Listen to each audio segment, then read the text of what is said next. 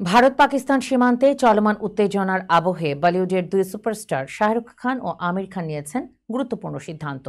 দেশের সশস্ত্র বাহিনীর প্রতি শ্রদ্ধা জানিয়ে তারা নিজ নিজ ছবির কাজ ও প্রচার আপাতত স্থগিত রাখছেন। বিস্তারিত অঞ্জলি কবিরের ডেস্ক রিপোর্টে।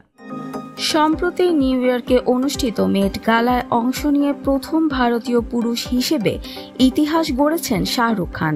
বিনোদন ইন্ডাস্ট্রির বাইরের বিষয়ে সচরাচর মুখ না খুললেও এবার বলিউড সূত্রে জানা গেছে কিং ছবির শুটিং আপাতত বন্ধ রাখার সিদ্ধান্ত নিয়েছেন তিনি। যুদ্ধকালীন পরিস্থিতিতে সেনাদের প্রতি সম্মান জানাতেই এমন সিদ্ধান্ত শাহরুখের। এই সিদ্ধান্ত শুধু সময়সূচির পরিবর্তন নয়, প্রযোজনা সংস্থার আর্থিক ক্ষতির সম্ভাবনাও রয়েছে এবং ভবিষ্যতে শিডিউল জটিলতাও তৈরি হতে পারে। কিন্তু সবকিছুর ঊর্ধ্বে উঠে শাহরুখ নাকি দেশকে গুরুত্ব দিয়েছেন। কিং ছবিতে শাহরুখের সঙ্গে প্রথমবারের মতো বড় পর্দায় দেখা যাবে তার মেয়ে সুহানা খানকে।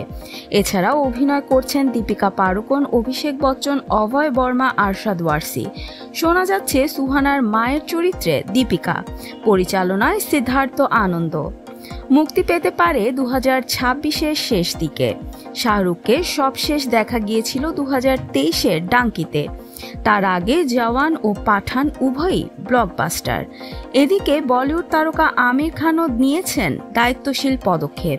তার নতুন সিনেমা সিতারে জমিন পার এর ট্রেলার 8 মে মুক্তির কথা থাকলেও সীমান্ত পরিস্থিতির কারণে তা স্থগিত রাখা হয়েছে। বলিউড হাঙ্গামা জানায় এই সিদ্ধান্ত নিয়েছে আমির খানের প্রোডাকশন টিম। তারা এক বিবৃতিতে জানায়, আমরা দেশের সুরক্ষা দেয়া সশস্ত্র বাহিনীর পাশে আছি। এই সময়টায় দায়িত্বশীল নাগরিক হিসেবে একাত্মতা প্রকাশ করা এবং সংযম বজায় রাখাটাই জরুরি বলে মনে করি। সিতারে জমিন পার পরিচালনা করছেন আর.এস. প্রসন্ন। ছবিতে আমিরের সঙ্গে অভিনয় করেছেন জেনেলিয়া ডিসুজা ও 10 জন শিশু শিল্পী।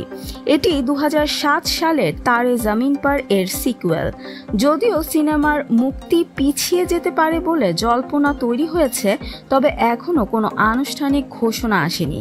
শাহরুখ আমিরের এই সিদ্ধান্ত বলিউডের দায়িত্বশীলতার দৃষ্টান্ত হিসেবেই দেখা হচ্ছে।